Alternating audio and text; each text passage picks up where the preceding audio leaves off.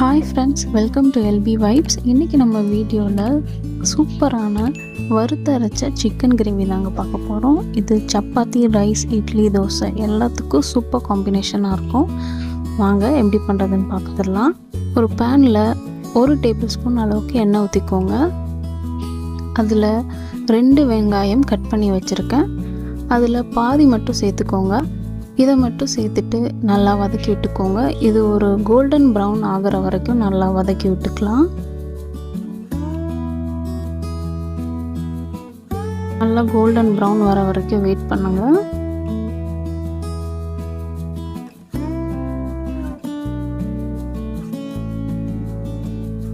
நல்லா golden brown வந்துடுச்சு.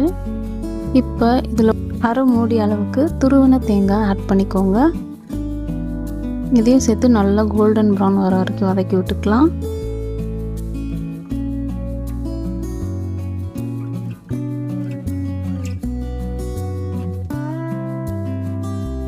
நல்லா கோல்டன் ப்ரௌன் வந்துடுச்சு. இதில் 1 ஸ்பூன் அளவுக்கு மல்லித்தூள், 1 ஸ்பூன் மிளகாய்த்தூள், தனி மிளகாய்த்தூள், இது ரெண்டுமே ஆட் பண்ணி கலந்து விட்டுக்கலாம். சிம்மிலே வச்சுக்கோங்க.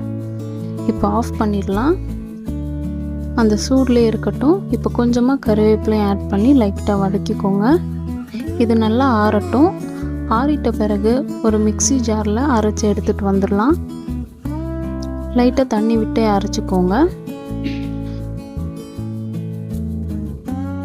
இப்போது இன்னொரு பாத்திரத்தில் ஒரு 3 டேபிள் ஸ்பூன் அளவுக்கு எண்ணெய் ஊற்றிக்கலாம். அதில் பட்டை, கிராம்பு எல்லாம் சேர்த்துக்கோங்க.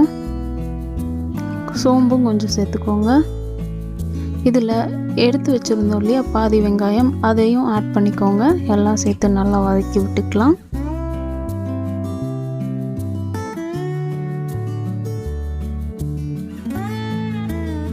இதில் ஒரு 3 பச்சை மிளகாய் ஆட் பண்ணியிருக்கேன்.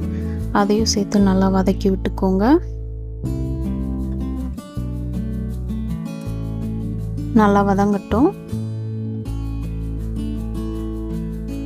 இதில் இஞ்சி பூண்டு பேஸ்ட் ஆட் பண்ணிக்கோங்க. நான் இடித்து வச்சு தாங்க ஆட் பண்ணியிருக்கேன்.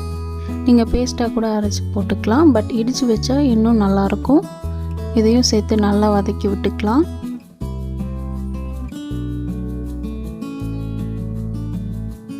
இதில் ஒரு 2 தக்காளி அளவுக்கு ஆட் பண்ணிக்கோங்க. இதையும் சேர்த்து நல்லா கலந்து விட்டுக்கலாம்.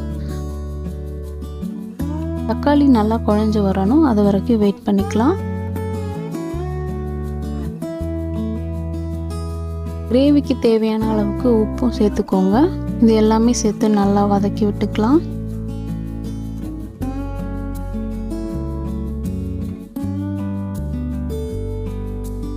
பாருங்க, தக்காளி நல்லா குழஞ்சிடுச்சு.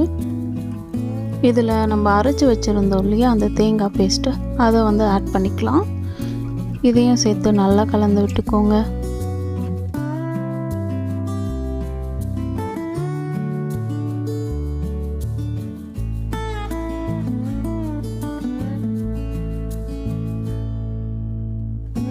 இதில் இப்போது 1/2 ஸ்பூன் அளவுக்கு மஞ்சத்தூள் ஆட் பண்ணிக்கலாம். ஒரு 2 ஸ்பூன் மிளகாய்த்தூள், 2 ஸ்பூன் மல்லித்தூள் ஆட் பண்ணியிருக்கேன். இது எல்லாத்தையும் சேர்த்து கலந்து விட்டுக்கோங்க. அப்புறம் கலருக்கு கொஞ்சமாக காஷ்மீரி தூள், அதையும் சேர்த்துருக்கேன். இது எல்லாமே சேர்ந்து நல்லா வதங்கட்டும்.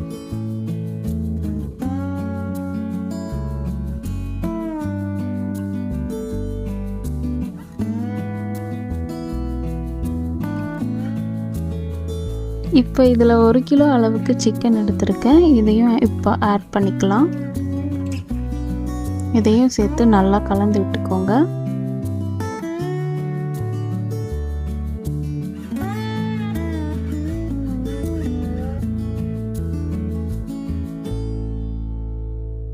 பாருங்க, இப்போ நல்லா கலந்து விட்டுட்டோம்.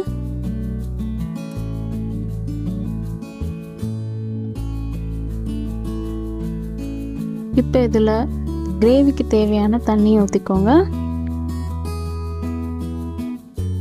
இப்போ நல்லா கலந்து விட்டுக்கலாம். இங்கே திக்காக வேணும்னா திக்காக வச்சுக்கலாம், இல்லை கொஞ்சம் தண்ணியாக இருக்கணும்னாலும் அப்படியே விட்டுக்கலாம். உங்கள் விருப்பம்தான். நான் இங்கே கொஞ்சம் திக்காக வைக்க போகிறேன்.